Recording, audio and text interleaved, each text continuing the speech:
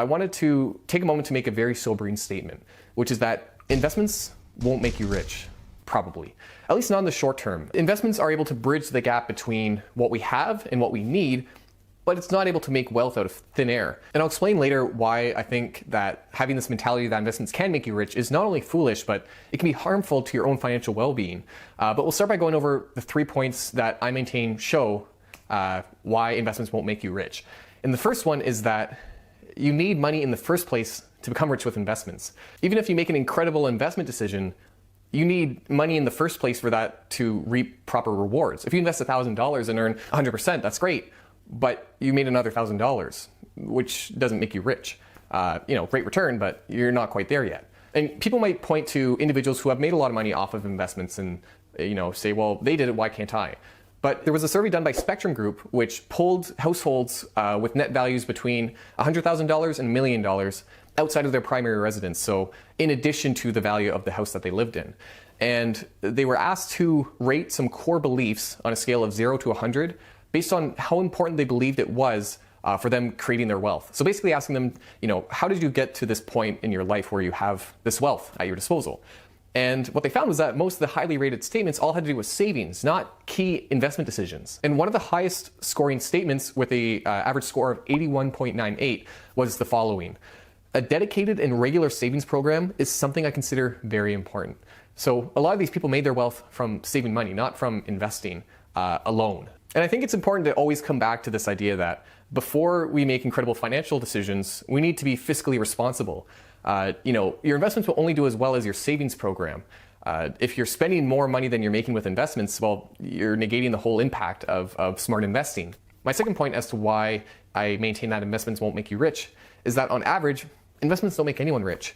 The S&P 500 for the past 90 years has an annual average return of 9.8%, which by the way is pretty darn good in the world of investments. If you could lock in 9.8% for the rest of your life, I'd go all in. I'd certainly lock that in. But it's not going to make you a millionaire overnight. You could just do the math to see that. Let's say, for example, that you have $10,000 to invest, and you're able to get that S&P 500 average return of 9.8%, ignoring taxes and fees, which would probably bring that down a few percentage points. But let's say you invest that amount and you earn this return. It would take you 51 years to hit $1 million with that amount. So unless you started investing at the age of 15 with $10,000, you're probably not going to hit $1 million by the age of 65.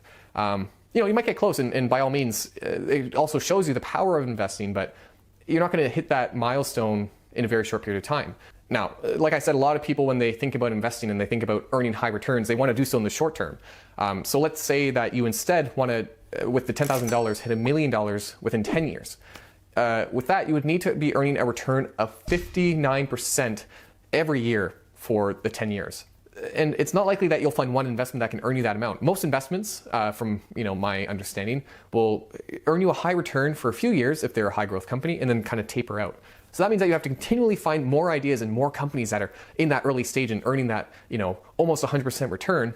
And you need those picks to outweigh the bad picks you make, because certainly if you're in that world of investments, you're going to find some negative return positions. You're going to lose some money on these startup ideas. So it's kind of foolish to assume that you'll be such an outlier that while other people are earning sub 10%, you'll be making 59% a year and hitting that $1 million mark. If you do, great. And it's not to challenge people who claim they have done that. Maybe some people have. But again, for the rest of us, probably not likely. Now, my third and final point as to why you won't become a millionaire by investing is that you're actually kind of bad at investing. And I mean that in the most sincere way possible, because we as humans are terrible investors. We have all these biases and these shortcomings that really, if you look at the data, it's pretty embarrassing, the kinds of mistakes that we make over and over again and how we struggle to overcome these biases that lower our returns over time. I mean, there are these studies called the Dalbar studies, which are released every year, and they show the returns of mutual fund investors. And their most recent issue, which was from 2017, showed that over the past 20 years, the S&P 500 earned an annual average return of 7.68%. So that's obviously less than the 90-year average, but still, decently high. Whereas the average equity fund investor only made 4.79% a year. So almost 3 percentage points less than the index, than the average. Now, I know some people would look at that and say, well, of course, these people are using active mutual funds. If they were just passive investors, they would earn the index return, maybe less a bit of a fee. But fees aren't actually the reason why they did so poorly. Dalbar actually highlighted the 3 top factors that led to this underperformance, and none of them have to do with fees or investment strategy. In fact, the top 3 factors for the underperformance were capital not being available to invest, capital being needed for other purposes, and the third point is psychological factors. One of the examples they highlighted is that so many investors sell when the markets are down. And the Dalbar study showed that the average retention rate of these active mutual funds were 3.8 years, meaning that on average, people could only stay in their investments for 3.8 years to hold these funds before they jumped ship and tried something else. And based on the examples we covered earlier, you need a long-term period to make money off of investments. And we can't even make it to the 4-year mark. So it just goes to show how bad at investing we are on average. And there are specific biases that kind of explain why we make these poor decisions, and they've been defined time and time again, and it's worth highlighting them. One of them, for example, is the loss aversion bias, one of the biggest ones, which is when things are down, we want to cut our losses. We worry about losing more money, and that often leads us to selling at the worst possible time. There are things like anchoring, which is when something happened in the past, we have a hard time changing our perception of how things should occur in the future based on this past event. Bitcoin is a great example of that. Some people saw the massive return of Bitcoin and are still holding on thinking that that return is going to repeat because it happened in the past, it should happen again. But that's an example of anchoring. There's also herding, which is the idea that we often follow the decisions of other people. So when markets are down, we tend to follow the herd and do what they do because we don't want to, stick our neck out and try something different because it might turn out poorly. And then there's things like regret aversion, which is kind of the same idea, where we don't like the feeling of regret, obviously, but that can thereby paralyze us in making decisions. We don't want to regret selling when things are high. We don't want to regret, holding on when things are low. We worry about making decisions that are tough, and thereby we usually don't make a decision when we need to. And it's kind of funny, the only way to become a great investor is to acknowledge that you're a terrible investor, to see these flaws and to be aware of them, to know that, I might make a bad decision. What are the steps I can take to avoid that, to make sure I don't, succumb to the behavioral biases I have? And, it certainly doesn't help that we have all these ads from rich people flaunting their wealth and saying, I'm going to show you how to make money, trying to sell you on the idea of getting rich quick. And you know what, I get it. I get that if you're trying to show people that you made a lot of money doing something, that you should probably show them your money. Whereas I'm here in front of my IKEA furniture, trying to tell you how you should invest. But at the same time, it can really be used to abuse the viewer. These people basically promise these things to you. They show you these things and they say, I can offer you this through this 5-step program or through this marketing strategy. And yet I would argue that most of these people, I would bet that most of these people made most of their money from marketing, not from their strategy that they are selling you. And if you ever get an advertisement of someone selling you a trading strategy and saying, this will earn you 20% or 30% return guaranteed, just ask yourself, why are they selling this to you? Because if this person really had a proven trading strategy that could earn them, above par returns, they should just sell it to a hedge fund. They could be paid millions of dollars for selling this strategy. Why are they selling it to you through a YouTube ad? Chances are it's because they know the hedge fund won't bite, but you might.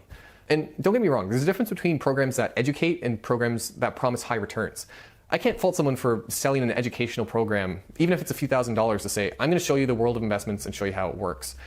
But some of these people are saying, I'm going to show you one simple trading strategy that will make you a lot of money. And maybe you haven't seen these advertisements for these trading strategies and stuff. And, you might think, well, Richard's just being cranky. He doesn't want people to find out how to invest and to make a lot of money because then they'll stop watching his videos. But it's not just me being, a bit cranky. I'm a cranky guy. I know that. But it's not just that. The SEC on its website has a warning about these advertisements, about programs that promise to train you to show you how to earn high returns.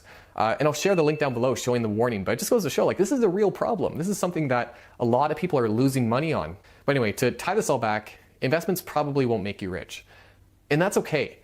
Investments are still a great tool. If used over the long term, they can make you a lot of money, even with single-digit return. But you just need to gauge your expectations. You need to make sure that you aren't expecting too much from the world of investing. Because I think when you have high expectations, these above 20% returns every year, and you don't reach them, it's that gap where you're more likely to make a poor behavioral decision, where you might sell low because you've lost money in a given year and you thought you were going to be making 20% a year. And you know what? It's tough to be a good investor in this day and age. With social media, all the news about people making millions of dollars, every day it seems like we're being bombarded with stories of, get rich quick schemes and people just becoming unbelievably wealthy.